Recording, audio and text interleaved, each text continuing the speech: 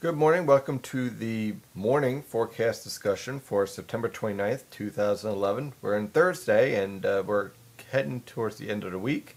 And first, I want to congratulate the Philly and the Yankee fans out there who are having their team in the playoffs.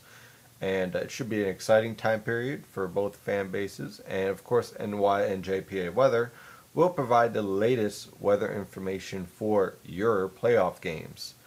Talking about the weather, of course, we are finally having an upper level low that has been sitting over the upper Midwest for days now, finally moving east and progressively so. And as it's doing so, the stationary boundary that has been to the west of the northern Mid-Atlantic for quite a few days is finally starting to move east. Now, the idea here is that with all this moisture sitting over the northern Mid-Atlantic, and you have these disturbances and a little bit of enhanced lifting, there should be widespread showers developing. And the idea here is that this upper level low is going to be trapped by this trough coming in and create what we call a negatively tilted trough. Now, if we have the upper level winds, you could see that they're starting to back more towards the south and eventually the southeast as this trough is captured. And that is what's going to drive the moisture into the northern Mid-Atlantic and produce widespread showers for this later this morning into the afternoon hours. I'm a little skeptical on just how widespread the heavy rain will be. I think because the moisture in the atmosphere is so saturated and it's pretty much supportive of an environment where if any shower does develop, will be capable of heavy downpours, but I just don't think everyone will have those heavy downpours. So again, scattered showers for today. If you are under them, expect very heavy rainfall for a good 30 to 40 minutes, possibly longer if the showers start to train over your location. Perfect example would be the Delaware River Valley, the Hudson River Valley and portions of western Connecticut this morning. So here's our upper level low, and it's starting to move east-northeast and eventually northeast. This cold front is coming through tomorrow evening, and this cold front will start to set the stage for even more unsettled weather conditions for this weekend.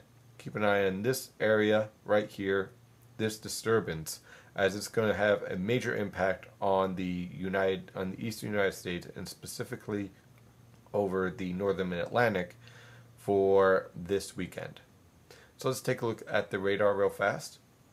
And you can see what I mean over the Hudson River Valley, an area of very heavy rainfall. This is all due to a mid-level disturbance enhancing the lifting with all this moisture in the atmosphere, and that's moving towards western Connecticut.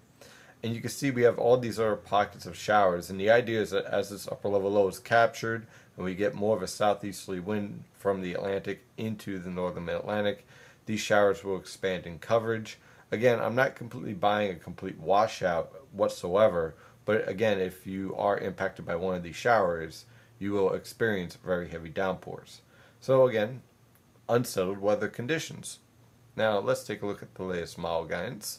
Now I'm using the European model guidance because I think it's handling this pattern the best, but I warn that there is significant volatility, or basically there's a lot that can change in this forecast depending on the development of these upper level features.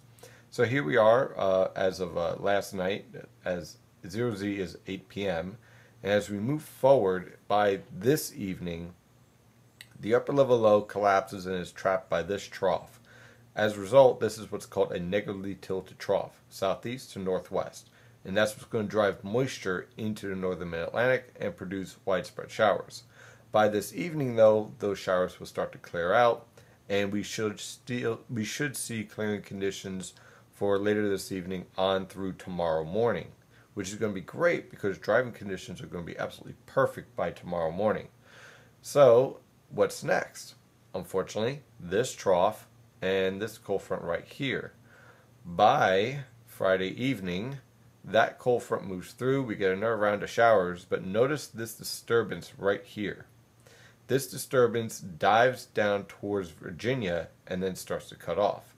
And you could see by Saturday evening we have an upper level low sitting over the northern Mid-Atlantic, sitting right over, in fact, Philadelphia and New York City. Now what this is going to do is produce unsettled weather conditions as far as variable cloud cover, a threat for showers. I don't expect a complete washout, but there will be scattered showers on throughout this entire weekend. So obviously the baseball games for the Phillies and the Yankees will be at threat for some rain showers. Again, not a complete washout, and I think they'll be able to play through most of these conditions. You might get a delay or so every so often, but with this upper level low sitting around, unfortunately, we're going to be at threat for showers throughout this weekend. But notice this right here. This is dry air at 700 millibars. That's why I'm not going with a widespread heavy rainfall out of this event, because you have a lot of dry air at the mid-levels, and that's what leads to scattered showers. This is 850 millibars. So what is this telling me? It's telling me that the lower levels are going to be saturated once again with moisture, which means cloudy skies, scattered showers, but not a complete washout because we have dry air at the mid-levels. So moving forward through the rest of the weekend, the upper level low meanders around through Sunday, finally exits on Monday, and then early next week, you're going to enjoy this with high pressure building in, cool, crisp weather, clear skies, low humidity, temperatures near to slightly below normal in the 60s to mid 70s. Perfect weather conditions starting off for October. I'm your meteorologist, Stephen DiMartino, and this has been the morning discussion. Thank you for trusting in NYNJPA Weather for all of your weather needs, especially severe weather. You can follow NYNJPA Weather on Twitter, Facebook, and of course at NYNJPAweather.com.